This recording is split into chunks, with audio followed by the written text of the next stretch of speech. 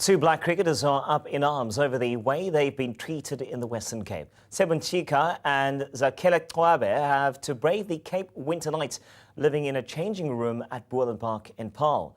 In this exclusive report by Ronald Masinda, one of the players tells ENCA about his frustration.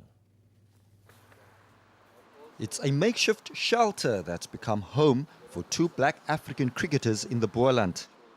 Zakhele Cwabe has been living in this changing room since November last year. The Durban-born Cwabe never imagined that life as a professional cricketer would turn out this way. It does get a bit frustrating at times because, you come from home, pretty secure and pretty decent conditions. So, yeah, so it's a bit tough. It's a bit tough living out at back. The 26-year-old Cwabe moved to the Western Cape to further his cricket career. He says he is willing to bear the brunt of living in these conditions as long as he still has a chance of one day playing franchise cricket.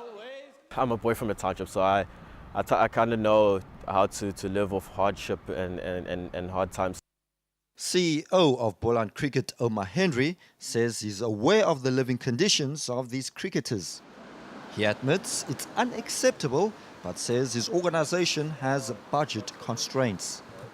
It's a temporary arrangement. Because it's not in the cricket season, I didn't want the players to be down here. But the coach, I can see his point as well, that he wants to have a winter program for all the players. And those players come from Durban and far areas, and we have to accommodate them. Cricket South Africa has budgeted around 200 million rand annually to speed up transformation in SA cricket. Part of that money is paid to provinces like Boland to improve their situation.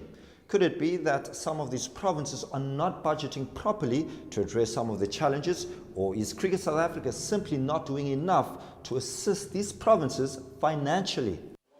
Western Province President Beresford Williams believes cricket unions must make a plan for players like these.